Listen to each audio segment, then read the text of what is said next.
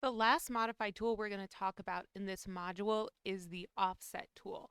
So what offset does is it makes a parallel copy a certain distance away or a concentric copy of a particular shape. So we'll practice it on a couple of different scenarios just so we can see how the tool works. First, I'm just going to start off with a basic line. So I'll just draw a line here that, whoa, I'm very zoomed out. I'll just draw a line that's 10 units long and practice the offset tool with it. So I'm going to go into the offset command, which is located right here, or it's keyboard shortcut O, and I'll show both ways that we can use it. And the first option then is it wants to specify our distance or use through. Now, I personally like the through option, but I'm going to show you just what the specify distance option would mean. So I'm going to make a distance of 2, which means that there's going to be 2 units between my object and the copy. So I'm just going to say a distance of 2, enter, and then I'm going to click on the line I want to offset, and it will make a parallel copy 2 units away. And I can continue to offset the copies themselves. I can also click in another direction. So when it comes to offset, and I'll hit escape and just go back into the command. So I'll do O, which that's 0, not O. Whoops. O, enter, specify my distance. This time I'll do 5. 5, enter, click the object I want to offset, and then click on the side I want to put the copy on. Now, escape to end the command. Now, when I like to use offset, I tend to use that through option. So I'm going to start the command again. O, enter, and this time I'm going to use the option of through. So with through, you click on your object, move your cursor in the direction you want to go, and type the distance you want. Click on your object, move your cursor in the direction you want to go, type the distance you want, enter. So the reason why I like the through option more is because I can do several different sizes in one go as compared to with typing in your distance beforehand. You have to exit the command and go back into it every time you want to change that distance. Now, if I'm doing an offset to a circle or a polygon, so I'll just draw in a circle right here. I'll give it a radius of 7. If I use the offset tool using either the button or the keyboard shortcut, I'm going to leave it set as through. So since through is written in those triangular brackets, those little carets, that means if I hit enter, it's just going to go with that option.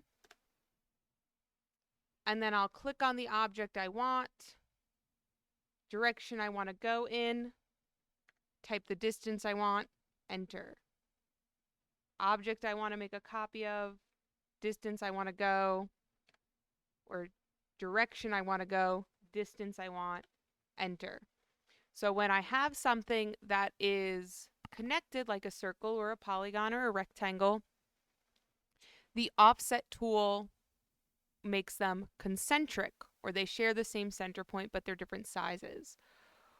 One way that offset can be, or one of the main ways we can see the difference in offset is if we were doing an architectural drawing in which we had walls that we needed to show the thickness of.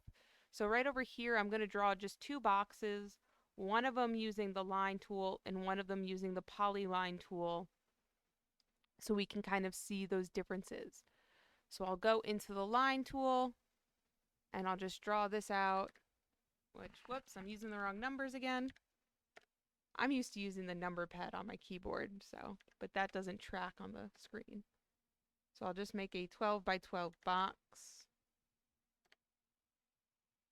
using the line tool, escape to end the command, and then using the polyline tool, or I could have done the rectangle tool, I'll make the same box.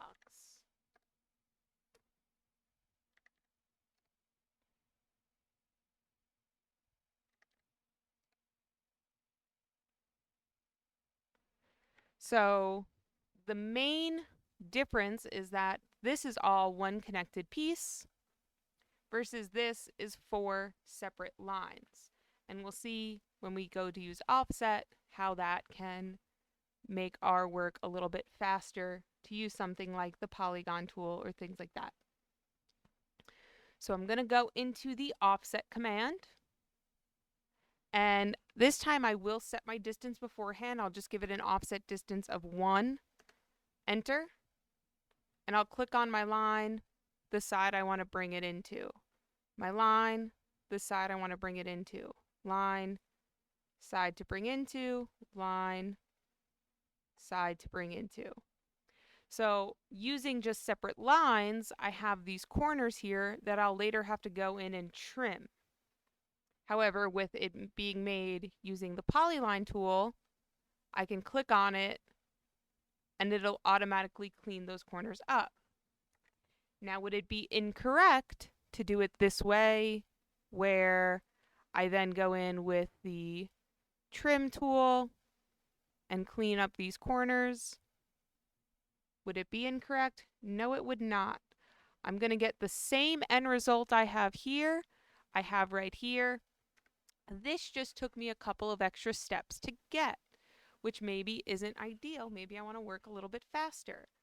Additionally, if we draw our object using the line tool and then we later want to combine them all into one singular piece, we can use the join tool to take all of these lines. Let me just get rid of this one in the middle. So I'm just going to highlight that square and delete it.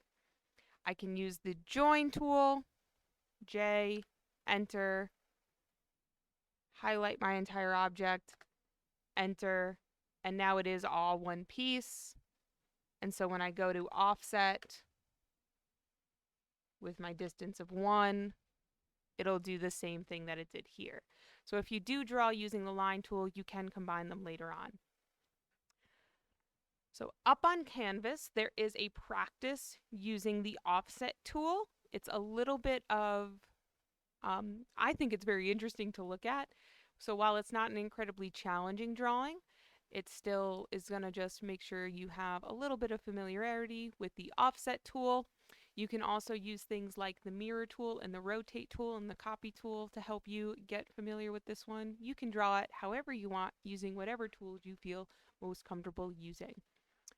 So that is the last practice for this module. If you need help with this one or any of them, please let me know, and I will see you guys in the next video.